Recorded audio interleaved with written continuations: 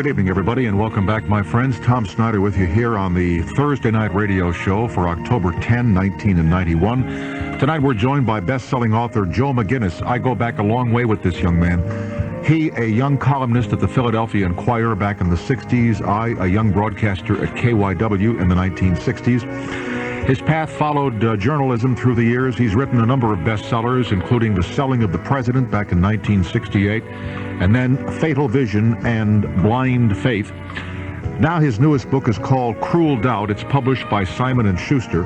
It's the true life story of an outwardly respectable and loving family whose lives were violently torn apart one hot July night. In this book, Joe McGinnis traces the bizarre domestic tragedy of Bonnie von Stein, a story that initially he was drawn into against his own will. The story is told in the book Cruel Doubt, published by Simon & Schuster. Author is Joe McGinnis. You know him for Heroes, Going to Extremes, Fatal Vision, and Blind Faith. A program coming to you tonight from ABC Radio in Los Angeles, California. And a part of tonight's show is sponsored in part by American Spectrum Encyclopedia, which is now available at your local bookstore. I'm Alex Trebek with another fun fact from the American Spectrum Encyclopedia. Today's answer is, his exhibitions in the American Museum in New York included the original Siamese twins and General Tom Thumb.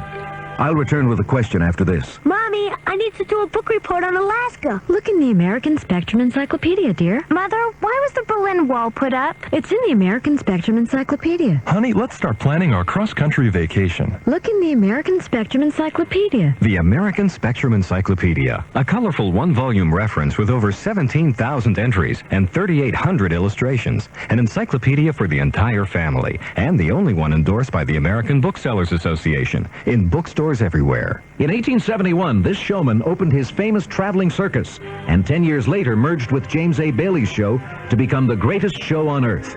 Today's question, who is P.T. Barnum? That's today's fun fact. I'm Alex Trebek. Hey, I'm a nice person. I deserve it. Sears semi-annual fine jewelry sale, here I come. Gold, gemstones, pearls, watches, even diamonds are on sale now. 25 to 65% below comparable values elsewhere. And if I spend at least $100 on my Sears charge, I get 0% financing. I pay nothing till next year. Sears semi-annual fine jewelry sale is over on the 20th, so I better hurry. If you're a nice person and love a great sale, maybe you better hurry too. It may never become a leading issue at medical conventions, but it's still an exciting discovery. Sufferers of minor arthritis have found they don't always need a pill to relieve their pain. They've discovered eucalyptamine ointment. Eucalyptamin's unique formula penetrates for deep relief. It increases blood flow with oxygen and nutrients and helps relieve pain around sore joints, so you may depend less on pills. Eucalyptamine ointment helps eliminate the pain and quite possibly the pain relief pill. Use only as directed. We are back and joined by Joe McGinnis, best-selling author whose new book is called Cruel Doubt, the true life story, the bizarre family life of Bonnie von Stein. Joe, it's a pleasure to see you again. It's been too long. Geez, I really got the lights turned down in here. I can barely see the guy. Joe and I worked together in Philadelphia for a lot of years. You were a columnist at the time for the Inquirer, weren't you? That's right. Philadelphia Inquirer? First a sports writer for the Bulletin, right. Then a columnist for the Inquirer. And then you went on to great success with The Selling of the President, the story of the Nixon campaign in 1968 with our old friend Roger Ailes. Roger Ailes, another Philadelphian. Roger was producing the Mike Douglas Show. Right. From Philadelphia when I first arrived, and I guess when you first arrived. Right. And I'm going to get to the book in a second, but I just want to reminisce here with you for a second. That's more fun, well, yeah. As you said, you know, since the Bambino died, and we're talking about Frank Rizzo, legendary police chief and later mayor of Philadelphia. I did not know that he was called the Bambino. He called himself the Bambino. He liked to be called the Bambino. I think you called him other things when you had your show in Philadelphia, Tom, which you didn't like quite as well. You know, through the years, Rizzo was a tough cop and a tough mayor. But I always had a grudging respect, bordering on love for the man, because he was good to me. He was good to my family. He was a racist guy at times. There's no question about it. I don't recollect your writings on Frank Rizzo, but just your assessment of the guy. Well, yeah, I didn't like him. By the way, now that he's dead, he can't do anything to us, you know? Jeez. I'm not so sure about that, Tom. He didn't like my writings about him. I didn't like his tenure as police. He was a colorful guy. For a columnist, he was wonderful. You because bet. It was like a throwback to Chicago in the 20s. I mean, the guy would just... he was a walking quote machine. He would say anything to anybody. He remember his favorite person in Philadelphia really was Andrea Mitchell when she worked for KYW That's Radio. correct. Who's now with NBC Now News. with the White House, you know. But she cut her teeth on Frank Rizzo, so to speak, metaphorically, by asking him tough questions and holding him to answers. And Frank did not take a shine to my column because it did not portray the city the way he wanted to see it portrayed. It didn't portray him the way he wanted to be portrayed. And actually, he was good training for problems I had later in life, because you learn to deal with big, tough people who get mad at you, and you realize that your responsibility is to your readers, not to the commissioner or the mayor or even to Wilt Chamberlain. Before we get to Cruel Doubt here, can I just ask you about what I'll call the fatal vision thing? You know, where a number of columnists said that you really transgressed journalistic lines here, aligning yourself with Mr. McDonald, that you thought he was guilty, but yet you had to pretend that you believed he was innocent to keep the book intact. I believe there was an out-of-court settlement. What happened there, Joe? Well, what happened, I think, is the opposite. And I know you're not here to talk about this. No. And I don't mean to curveball you here. You know what I'm saying? You're here to talk about Cruel Doubt, and I put that up front. No problem. Okay. I'd be happy to talk about McDonald all night, except I'm here to talk about Cruel Doubt. And I swear to God that after this we will get to it. I was fooled for quite some time by Jeffrey McDonald. He wanted me to write a book that would portray him as innocent. I attended the trial. I watched a prosecution team present evidence that intellectually demonstrated his guilt, yet I had come to know him, or thought I did, during that 7-week trial in 1979, and as a result, I found myself in a terrible position of conflict. Intellectually, I said, yes, absolutely, they've proved that this man is guilty, yet the man that I think I've come to know cannot have committed these crimes that he's been convicted of. What do? I have to resolve this conflict somehow. It was a period of ongoing soul-searching for me, of examination of the record going way back before the trial, going back to square one and really reinvestigating the case on my own, right from the very beginning. Throughout that period, McDonald, who was imprisoned, is writing me letter after letter, pleading for sympathy and saying he hopes that I will believe in him despite the verdict. And I'm thinking that this is a nice guy, he's a lonely guy, he's in prison, it's a terrible thing. If he didn't do it, even though my head is telling me he did, my gut is saying, I don't think he could have. I understand. And you've developed a relationship with the guy, and the crime is over, it's all clean and nice now, and he's talking to you in totally different terms from the terms he might have used had he committed this crime. And there was, throughout that process, on my part, no attempt ever to deceive him into thinking that I believed anything I did not believe, or that I didn't believe anything that I did believe. Right. There's a line, I think, that one probably ought not to cross, and that is the line into overt falsehood. If I were to write McDonald letters and say, Dear Jeff, I know in my heart you didn't commit this crime, and my book will prove your innocence. My book will show the world that you didn't do it. If I did that to lure information from him, then I think people would have a cause for questioning of ethics. I think that actually this case with McDonald is just an example of the seduction and betrayal that happens every day when the subject, when the person who's to be written about attempts to deceive the writer into doing a more flattering portrayal than the writer might otherwise be inclined to. You know, any writing relationship between an author and a subject, I think it can be reduced to a very simple equation. It is a relationship between mutually consenting adults from which each party hopes to benefit. That's correct. That's correct. Now, wasn't it following all of this that didn't you say you were never again going to write about a murder case? Or I did. I said that, and I meant it. And for 8 months, I worked on what I hoped would grow into a book about life at Los Alamos during World War II, the making of the atomic bomb down there. And then I realized that I was not a historian, that I was talking to 75-year-old physicists who were telling me stories about 40 years ago. But you didn't want to hear. I really am a street guy. I'm out there. I'm better off hanging out with people. My best work, can come when I'm up close to people. This goes back to my newspaper training, I think. It goes back to, I write about what I see, what I hear, what's going on in front of me. And what came my way was a letter from somebody in Toms River, New Jersey, that told a remarkable tale of a man named Robert Marshall who had had his wife murdered, which led to the book Blind Faith, a book about his own son's loss of faith in their father. And then I said, well, that's absolutely it. That's certainly going to be it. Too much suffering going on here. And I spent a year working on a book which still may develop on Ted Kennedy. Well, there certainly is plenty of material there. There's material, and there's also suffering. There's all kinds of things with Ted Kennedy, but I'll have to decide whether or not to proceed with that. I did a year's worth of work on that, and I realized that Kennedy's life was in such a state of flux, let's say, that he was not going to be ready to be written about by me. I couldn't see an end to the story. It's still shaping itself or missshaping itself. Yeah, we truly don't know what the final chapter on Kennedy's public life is going to be, correct? And I think until we do, I wouldn't feel comfortable doing a book that 2 years later would look obsolete. So what happened in this case was that one of Jeffrey McDonald's lawyers, irony of ironies, a lawyer from North Carolina whom I had met at the McDonald trial, with whom I had stayed friendly through all the years that followed, a man named Wade Smith, called me up and said that he had a client named Bonnie von Stein who had just been through 18 months of the worst set of traumatic experiences anyone he'd ever met in his whole life had ever endured, and that she, in the course of this, had read Fatal Vision.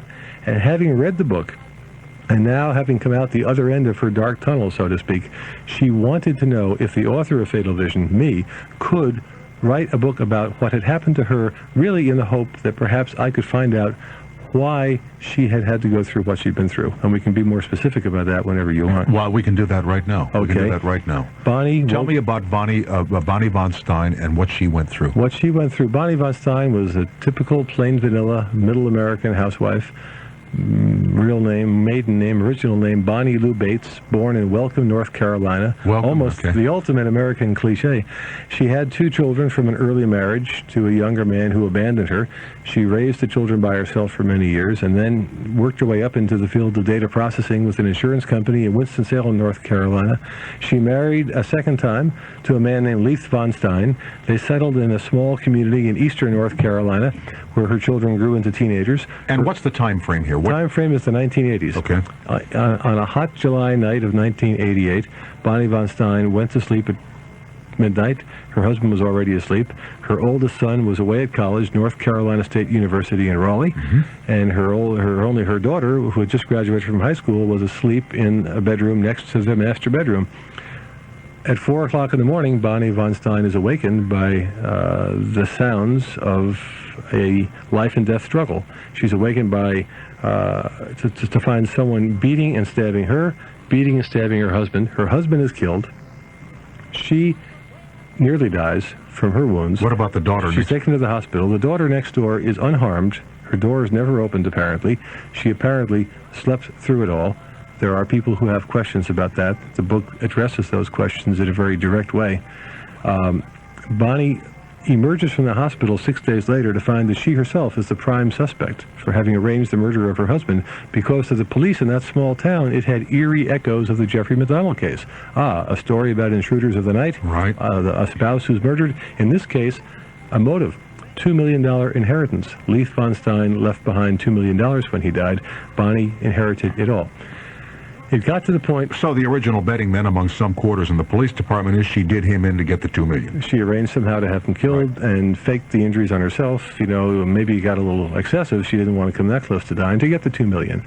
And after several months, and after she retained Wade Smith to represent her, after she took and passed a polygraph test with a virtually perfect score, the police pretty much set her aside and turned back to a piece of evidence that was that was found in that first day after the murder, but hadn't really been considered, or they didn't know what significance to attach to it. 7 miles from this bedroom in which Bonnie and her husband were attacked, a hog farmer had just loaded the last of his animals onto a truck to take them to the slaughterhouse when he noticed a flame burning in a swamp about a quarter mile away. He drove to it because it was such a strange thing, saw nothing, but kept that flame in mind. And the next day when he read in the paper that there had been a murder in the town of Washington, he wondered whether there was some connection. He notified the police. The police went to the scene. It's odd, though, that a guy would think, geez, a murder 7 miles away. I wonder if the fire had anything at all to do with it. You know? The fire was so odd. You know, why would a fire be burning in a swamp in the middle of the night? Right. He just thought he should tell somebody. So he told the police. So he did. All right, so leave it there for a second, and when we come back, we'll pick up this thread here from the new book by Joe McGinnis, which is out now in hardcover. It's published by Simon & Schuster. It's called Cruel Doubt, and we'll be right back with Joe after a station break. If you've always wanted a powerful vocabulary, but found most programs boring, try We the People, the cassette program that combines college-level vocabulary with American history. So now, while developing a dynamite vocabulary, you'll become an expert on American history. Get We the People, the vocabulary program that teaches more than just vocabulary. Call 1-800-ABCDEFG. Hi, Jack Frost here. You know, before I get too busy with a hard freeze, I wanted to make sure you get to Sears Brand Central, because right now the AT&T cordless telephone 4300 is on sale at Sears, lowest price ever. Just $69.99, save $10 through October 12th. It's got 2-channel selection from the handset, and you can page the handset from the base. Now just $69.99 at Sears Brand Central, the brands you want at the store you trust. Boy, I'd love one, and I could just call you guys. I mean, once you get to know me, Jack Frost, I'm a pretty cool guy. Friday and Saturday marks the 20th anniversary of the Dock Shopping Center in Stratford. 2 big days of fun events and entertainment around fine stores like Stop and Shop, Toy Works, Staples, Walgreens, and Blockbuster Video. So come join the celebration at the Dock this Friday and Saturday. On Friday, say hello to me, WICC's John LaBarca, broadcasting live from 4 to 7 p.m. Bring the kids for storytelling by the fountain at 3 and 3:30 p.m. On Saturday, see the Antique Car Show, plus demonstrations by the Stratford Police and Fire Departments, Red Cross EMS and Recycling Center. See the clowns, take a horse and carriage ride. Hear music throughout the day starting at 10 a.m. with the Coastal Chordsmen, followed by the Stratford High School Band. And at 1 p.m., the spectacular Connecticut Hurricanes Drum and Bugle Corps. Square dancing around the fountain, martial arts demonstrations, anniversary cake. It's fun for the family. Friday and Saturday, the Dock's 20 years old and still growing. Take Turnpike exit 33 North or 34 South. Beat the Connecticut income tax blues. Burger King restaurants in Bridgeport, Fairfield, and Stratford have rolled back their prices. And not just on 1 or 2 items, all prices are lower. You get all the same great plain broiled food just the way you want it. Only the prices are lower. And not just for a limited time, but permanently. So beat the income tax blues. Come to a Burger King restaurant in Bridgeport, Fairfield, or Stratford and take advantage of the new low prices. You want more for your money? You've got it at Burger King. Your way, right away. Not long ago, my life was pretty boring. My idea of a good time was rearranging all the furniture. Then I discovered at Burger King, when you buy any large sandwich like the BK broiler, medium fries, and medium soft drink, you get a frosted Coca-Cola glass free. Suddenly I noticed a change. I took up party planning, and with the Coca-Cola glass in my life, I found new friends, new furniture, and a new dog. I became a vibrant human being, and you know, it's all because of that free frosted Coca-Cola glass from Burger King. Offer subject to owner participation for a limited time while supplies last. You're listening to Service 60 WICC. All right, we're back with author Joe McGinnis. His newest book is called Cruel Doubt. We're at the point now where a guy sees a fire in a swamp, which is 7 miles away from a murder and near-murder scene involving Bonnie von Stein and her family. And the guy thinks there might be a connection between the fire and the killing, and he calls the cops. And the cops find a partially burned map in the ashes at the edge of the fire. They unfold the map, and the map shows someone how to get to the house where Leith von Stein was killed. No kidding. Where Bonnie von Stein was almost killed. Now they say we have a connection, because they also find a knife there that resembles the knife used to inflict the wounds. And they say, well, why is this map here? What does this indicate? After several months, it occurs to someone to send a detective up to North Carolina State University, where Bonnie's son was in residence and clearly was present at the time of the murders. So there's no question that he could possibly himself have been present and committed the murders. But they get a card that he had printed his name on, applying for housing at the university, and they find that the printing matches the printing on the map. The same person that wrote the card for housing, they suppose may have also made the map. Looked that way. Yeah. The family lived on a street called Lawson Road. Lawson is printed on the map found by the fire. Lawson is printed on the housing card. Do they go to a graphologist now? At this point, they do. They go to the FBI and the State Bureau of Investigation in North Carolina, and they say, we can't be positive on the basis of one printing sample. They get a couple of more. Yeah. So they begin to talk to this young man a little more aggressively. And what does that mean? They just ask him questions. They don't take his first story for, and they find that he and a group of friends of his at North Carolina State University had been deeply immersed, in fact obsessed, with the game Dungeons and Dragons. We're playing Dungeons and Dragons 5 and 6 hours a day, 7 nights a week, neglecting their studies, had become lost in this fantasy world, a game where the characters go out and commit all sorts of treacherous acts of violent crimes to gain wealth, and they say, my God, if you stop and look back at this thing, this whole murder down here of his stepfather almost reads like a Dungeons and Dragons scenario. As a matter of fact, for a time, wasn't it called the Dungeons and Dragons murder? I'm not sure that it was ever called that. Seems I saw it referred to in some quarters of the press as that. And can we assume that most people watching tonight know what Dungeons and Dragons... Yeah, I think that's pretty general knowledge, isn't it? It's a fantasy role-playing game set in medieval times where you assume identities of characters that have certain magical powers, and it's... but it goes on from game to game to game. This scenario can last over many, many weeks. Right, and the players themselves create the scenarios as they go. Yes. Okay. So it's really sort of very open-ended. So they find out that these guys and gals at North Carolina State have been immersed in this game. This particular group of Pritchard's friends were immersed in this game, and they ask him more questions, and they don't like the answers, and they want him to take a polygraph test. And by now, he's dropped out of school because he's suffering such psychological stress, and he's gone home to Winston-Salem to live with his mother, Bonnie, who has survived the attack, had moved out of the small town to the city of Winston-Salem, was living in a house, fearful of her life, tremendous alarm system, afraid that the killer is still out there. Daughter still living with her? Daughter is living, going to business college in Greensboro. Right. But, so she's living alone. She's been through this horror. She's been a suspect in her husband's death for some time. And then the police come to her and say, Bonnie, we think your son's involved. Well, the one thing Bonnie knows for an absolute fact, because she knows her son, she's raised this boy, she's nurtured him. She's Couldn't possibly have done absolutely no way in the world. No way in the world. She is horrified, outraged when her own son is arrested in June of 1989, 11 months after the murder. He's arrested and charged with the crime. She spends every penny she can lay her hands on to hire the best possible defense team, the best lawyers in the state. To defend her offspring. Believing absolutely in his innocence, as any mother, I think, would be inclined to. Of course. She knows. Or any father, any parent, you know. My son cannot have done this. You people have botched the original investigation. You paid no attention. You let neighbors in to destroy the crime scene, trample over any evidence. You lost any hope of finding the real killers. Now you're persecuting my family. Right, First is as you persecuted me. Now, listen, let me pause here for a station break. I'm going to open the toll-free lines to all of you here at 800-248-0852. That's the toll-free line. Back to Crack the Case with Joe, as told in Cruel Doubt, and then on to some of you on the toll-free exchange as the Thursday Night Radio Show rolls on after these messages.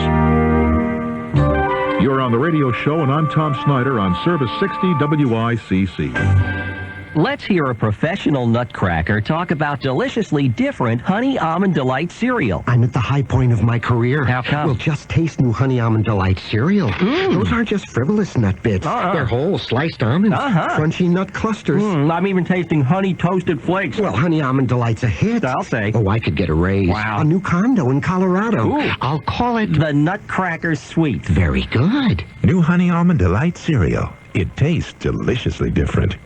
If you've always wanted a powerful vocabulary, but found most programs boring, try We the People, the cassette program that combines college-level vocabulary with American history.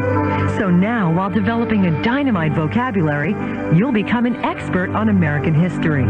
Get We the People, the vocabulary program that teaches more than just vocabulary. Call 1-800-ABCDEFG. Service 60 WICC is your hometown news and information leader. Count on WICC to bring you the news first as it happens. Will we win? Yes! Will Bridgeport have a future? Yes! Why Connecticut? Well, every now and then you ought to do something just cause it's right. The hell with the status quo. This status quo sucks out here in the state of Connecticut. People are out of work, and the state's deep in the red. Service 60 has Southern Connecticut's largest team of award-winning journalists. Have a good morning. This is Tim Quinn. In Monroe, John Silva, WICC News. At Captain's Cove, in one of our mobile units, Becky Stukup, WICC News. In Washington, Megan O'Connell, WICC News. In Bridgeport, Daria Allen, WICC News. Reporting from the Bridgeport Hilton, Sue Evans, WICC News. When news happens in your hometown, throughout Connecticut, across the country, or anywhere in the world, you can hear it first. Count on your hometown news and information leader, Service 60, WICC. And Service 60, your #1 radio station, has an arts and crafts fair. It's at Notre Dame High School in Fairfield, Saturday and Sunday from 10 to 5. Checking the winning numbers for this evening, the Daily 395, the Play 4 3871, and the Service 60 WICC forecast for the overnight mainly cloudy, low temperature in the mid-50s. For tomorrow, we'll have some sunshine in the morning, otherwise a cloudy day, a few showers expected later on, high temperature up to 65. For Friday night, cloudy, again low temperature in the mid to lower 50s.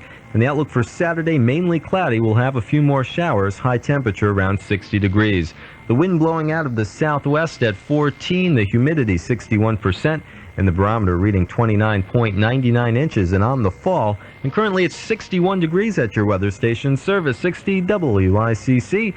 And now back to Tom Snyder, TS, and the radio show.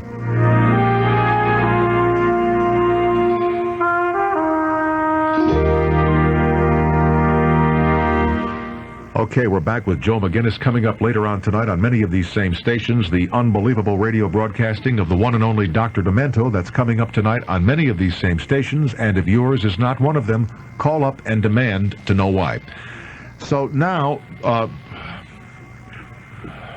Bonnie von Stein says, look, you are on my case, you had me implicated, you've let the killers get away, the evidence has all been covered over, now you're coming after my son. And she hires a top attorney. Her son is arrested, she hires the best attorneys that she can. The best attorneys that she can hire sit down with her son and very quickly decide that Bonnie is missing the point. They decide her son has some involvement in this crime. They don't know the extent of it, but they don't like the answers they're getting from him, and they don't like him. And they begin to question him. They get him out on bond after a few weeks. They question him very aggressively one day in August of 1989, and all of a sudden, he cracks. He breaks. He says, okay, I'll tell you the truth. I did the whole thing. I planned the whole thing. We were acting out a Dungeons & Dragons fantasy. We were doing this scenario. I wanted Leith's money. I wanted my stepfather's $2 million. I did the whole thing. And now, unless I can go home and tell my mother the truth, I'm going to go out in that car and kill myself. They can't let him do that, so they send him to a psychiatrist immediately, who puts him into a mental hospital in Chapel Hill. The boy is in the hospital. The lawyers sit there with the psychiatrist. The psychiatrist says, unless this boy goes home and tells his mother the truth, the guilt that he's feeling now is going to cause him to kill himself. The lawyer says, you don't understand. We can't let him tell her the truth because she's going to be the first witness called to testify at his trial, and he still intends to plead not guilty. She's the only surviving victim of the attack. If she testifies that her son has confessed to her, he gets the death penalty. Right. We can't let him tell her the truth. For 4 months, the lawyers and psychiatrists danced around this ethical question. Okay, here's where you lose me then. What is the interest in the lawyers if the kid gets the death penalty or not? They believe him to be guilty. You told me they've aggressively questioned him. So what's in it for them if he goes and tells the mother? He then goes on trial, she testifies against him, and in movie parlance, he goes to the chair. They're his lawyers. They have an absolute ethical obligation to provide him with the best defense. They're his defense lawyers. They're his defense lawyers. Right. And if they know he's guilty, they can't ethically let him take the stand and commit perjury and testify untruthfully, but he's still entitled to plead not guilty, and the state is going to have an impossible time proving this case because there's simply no evidence. As long as Bonnie, the mother, doesn't know the truth, the boy has a very good chance of getting off, and he's entitled to that. That's his right as a defendant. You know. And for 4 months, The psychiatrists and lawyers wrestled with this question back and forth, back and forth. Everybody knows the truth but Bonnie. Bonnie's own psychiatrist, Bonnie's own lawyer, the boy's lawyers, the boy's psychiatrist, the boy himself. Everybody knew but me. Everybody but Bonnie. Bonnie continues to maintain absolute, unquestioning faith, and it becomes increasingly poignant in her son as trial date approaches. The trial is set for January 2nd, 1990. 5 days. Meantime, what's the prosecution doing here? Are they out trying to gather evidence against this defendant? Yes, they are. They've had one of the three people. Chris Pritchard sent two friends down. One of them said, all I did was drive the car. He came forward. He confessed to the police. All I did is drive the car. The other guy committed the murder. Right. So he comes forward and cooperates with the police. With his cooperation, they're going to go ahead and try to try the other two. 5 days before the trial, Chris Pritchard's lawyers work out a plea bargain arrangement with the district attorney whereby he's spared the death sentence, receives life imprisonment. That day, he sits in a room in Washington, North Carolina, in the lawyer's office, and he says to his mother, I got to tell you the truth. I did it. Yeah, Ma, you better sit down. She was already sitting down, and she sat there, and his sister sat there, and she sat there for that length of time that it took him to describe how the Dungeons and Dragons scenario and his desire for money and far deeper psychological reasons that neither he nor she understood led him to do this. That's when I get involved. He pleads guilty. The other fellow who doesn't plead, who's still pleading not guilty, is convicted, is sentenced to death. Right. Chris Pritchard is sentenced to life in prison on January 31st, 1990. 3 weeks later, Wade Smith, the lawyer... Now, you see, what I want to say to you, my friend, is I don't want you to reveal the surprise ending. You know what I'm saying? I won't. Okay. Okay. Wade Smith, the lawyer for Bonnie von Stein, calls me and says, Bonnie would like you to come down here and try to explain to her. Basically, she wants you to she will open every door. She will release from confidentiality. And this goes back to the beginning of our conversation. She wants to see if you can find out why what happened to her happened to her. What really happened. Why did my son want me dead? So what I did beginning in February of 1990, culminating with the publication of Cruel Doubt, is explore the question of the family relationship. What was really going on inside this family? It was Dungeons and Dragons, it was a desire for money, but it was much, much more than that. It had to do with the entire relationship between mother and son, the failure to communicate, with all kinds of emotional turmoil within the family structure that may not have been apparent to outsiders. That, to me, was the fascination of the story. I served essentially, although Bonnie had no control over anything I would write. She received no money, and she had nothing to do with never even got a chance to read the book unless I chose to show it to her before publication. She released her lawyers and psychiatrists and her son's lawyers and psychiatrists from all of their confidentiality agreements.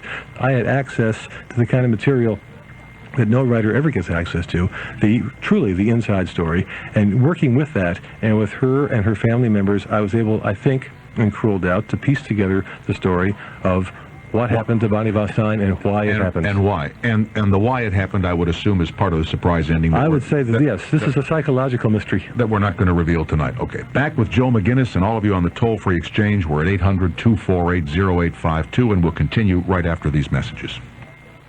Hi, Jack Frost here. You know, before I get too busy with a hard freeze, I wanted to make sure you get to Sears Brand Central. Because right now, the AT&T answering system telephone 1504 is on sale at Sears' lowest price ever. Just $79.99, save $20 through October 12th. It's got a built-in phone, and you can get your messages from any touch-tone phone. Just $79.99 at Sears Brand Central, the brand you want at the store you trust. Boy, I'd love one, and I could just call you guys. I mean, once you get to know me, Jack Frost, I'm a pretty cool guy. Hey, I'm a nice person. I deserve it. Sears semi-annual fine jewelry sale, here I come. Gold, gemstones, pearls, watches, even diamonds are on sale now. 25 to 65% below comparable values elsewhere. And if I spend at least $100 on my Sears charge, I get 0% financing. I pay nothing till next year. Sears semi-annual fine jewelry sale is over on the 20th, so I better hurry.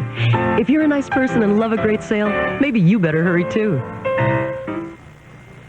The world of money and investing can be pretty confusing, but more and more people are discovering the Wall Street Journal Guide to Understanding Money and Markets, a remarkable 120-page book which explains the terms and techniques of finance. Learn how to spot trends in stocks, the difference between Treasury bills and Treasury notes, what open-end mutual funds are, futures contracts, and zero-coupon bonds. This handy guide retails for $13.95, but it's yours free with your paid subscription to the Wall Street Journal.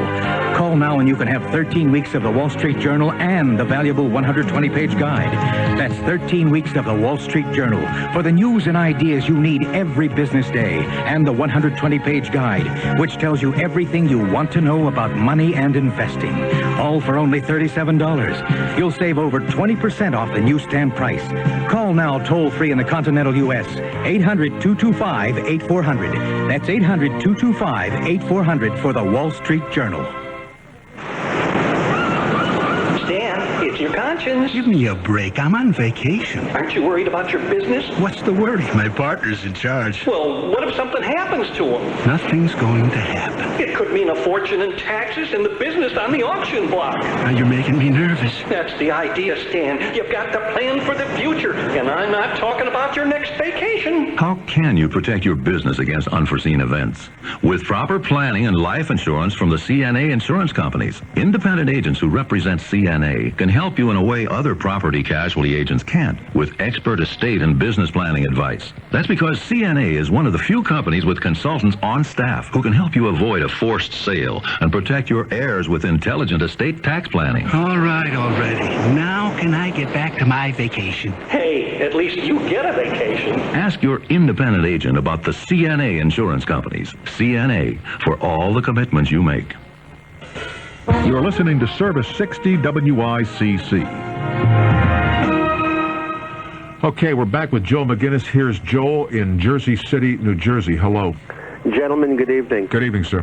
My first of two questions was what Mr. McGinnis thought of the two books of his that have been adapted to TV miniseries. Okay. And my second question would be, is this one headed that route as well? The answer to the first question is I like both shows. I thought that the writer John Gay, the producer Susan Barrowell did very well by me. Unlike most writers, I have no complaints. I think they're talented people that did quality work. And the answer to the second question ties in with that because, yes, Cruel Doubt is going to be an NBC miniseries. It's under work right now, and John Gay, again, is writing the screenplay, and Susan Barrowell is producing it. Do you exercise any, well, for lack of a better term, quality control? Creative control, right. Very good question, by the way. Well, I'm a consultant. I have been in the past two, and I am in this one. And being a consultant is sort of an open-ended thing. It means that they are free to ask me for my advice, and they're even more free to reject it. Right. But in these instances, there's been no serious dispute that I've had over the editorial content or the material, the script, or in Fatal Vision is one quick story I can tell. Somebody who's no longer connected with any of these projects came in at the last minute and had some producing authority and he didn't like McDonald's lawyer's closing argument because it wasn't a very good one. Mm-hmm. So he wanted to write a new one, a stronger one that would leave the question more open, that would leave the jury more open to persuasion. But those words never got said in the courtroom. And I put my foot down on that. I said, no, these words never got said. We're saying that this is a story that represents what happened in the courtroom. There is a public record of what actually was said. You can't write a fictitious speech. Did you have any control over casting? No, I have no control over casting. If I did, I would never have allowed the casting of the character who played me in Fatal Vision. No, the reason that I ask is, being a New Jersey resident, I read quite a bit of press during the duration of the Toms River affair, and I was absolutely floored by the casting in Fatal Vision, but I thought that Robert Urich was completely wrong for the role that he portrayed in the second miniseries. Well, I really don't have anything to offer to that. He did the best he could, and the show was well received, and we're moving on to the third. Thank you. All right, thanks, Joel. Here's Ken in Dallas. Hello. Hello, Ken. You're on. Hello. What I want to know... Ken, are you okay? Yes. Oh, okay. Go ahead, sir. I can just barely hear you, though. Well, I can hear you fine. Go ahead. Okay. I want to correct some misrepresentations of the game Dungeons & Dragons. Okay. To start with.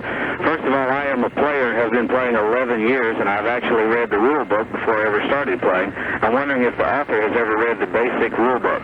Yes, I have.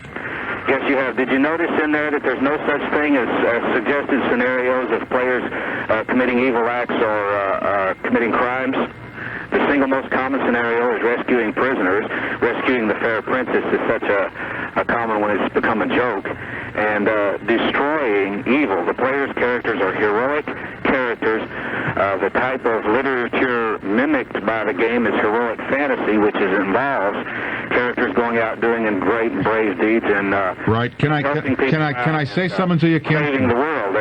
Can I say something to you, Ken? We never said here that Dungeons and Dragons was a game that inspired people or urged people or exhorted people to go out and commit evil deeds. That was never said here. Hello? Well, he did talk about how the players went out and did crimes. He didn't say did crimes. He created a list of them there. Yeah, but I mean that's like saying that'd be like saying, well, you know, somebody played Monopoly for a long time and one day he killed somebody, but the two have no correlation. There are some people. Ken, where the hell are you? I'm at a payphone. Oh, okay. I'm at a payphone in Dallas. Okay. No, I'm sure that. Don't draw the inference here that we're trying to put down D&D. That's not the point at all. A lot of people play the game and have no problems whatsoever. Exactly. If you become obsessed in a fantasy world, you sometimes lose sight of the real consequences of the real world. The game can have probably a deleterious effect upon unstable individuals, but certainly the game itself, in the rule manual, does not advocate the commission of violent acts. Of course not. Nor did anybody say that it did, including the authorities who investigated the von Stein case back in the state of North Carolina. Correct. When you set out to write a book like this one, Cruel Doubt, or any of the others that you've done, and when authors go into projects like this, how do you choose up sides? You know, I think very early on, when you write books about crimes of this magnitude, you got to either pick the police department and the detectives and the prosecutors, or you got to pick the defense. Give me your instincts on that in all the books you've done here, not only this one, but Fatal Vision and Blind Faith. Well, let's start with this one. In this one, I got complete cooperation, not just from Bonnie. Yeah, but here they came to you, didn't they? Bonnie did, but the police were also absolutely cooperative. The State Bureau of Investigation agent in charge of the case, Lewis Young, received special permission from his superiors to talk to me, to open the State Bureau of Investigation files on the case. This was not to be told just from Bonnie's point of view. Bonnie had a lot of bad feelings about the way the police did their work. Right. I went to the police and I sat there and I said, tell me what you guys did. I learned a lot from the police that contradicted things that Bonnie told me. I went back and said, Bonnie, this is what they say. We go back and forth. You look as deeply as you can into both sides of it. In this case, I had absolutely free and total access to both sides, got all cooperation from every side, and in the end, really, the two sides were not opposed. You see, because Bonnie has come to recognize that the police were right. She fought them tooth and nail for all this length of time, but the real tragedy is that they were right and she was wrong. In Blind Faith, again, complete cooperation from the police. The murderer there, Robert Marshall, no cooperation at all. But I wasn't writing a book about him. I was writing a book about his sons and his sons' faith in his innocence and how that was shattered over time when they had to accept the fact that he had had their mother murdered for money. In Fatal Vision, this was perhaps the most interesting of all in that question. In the beginning, MacDonald coming to me, hoping that I will write a book to exonerate him. For the first 2 years of my work on that book, the stepfather of Colette MacDonald, Freddie Kassab, the man who had hounded MacDonald down all the years, and the prosecution, the federal prosecutors from Washington and North Carolina, Brian Murtaugh and Jim Blackburn, would not cooperate with me, would not speak to me. They felt that I was in MacDonald's corner and was not going to give them a fair shake. Eventually, they came to see it differently, and they opened up to me, they opened up their files, they opened up their hearts, and I came to learn a completely different version of events, which confirmed my growing doubts about MacDonald. Now, while all this is going on, you're writing Blind Ambition, you're writing Blind Faith, excuse me. Blind Faith, Fatal Vision, and now Cruel Doubt. Where did the Dream Team come from? The Dream Team came from 1972. Well, that's my one work of fiction, and I'm so happy you mentioned that. That's an often forgotten book, Tom. It's the one of all 7 of my books, it's the only one that's no longer in print. So if you have a copy at home, hang on to it. It's a collector's item.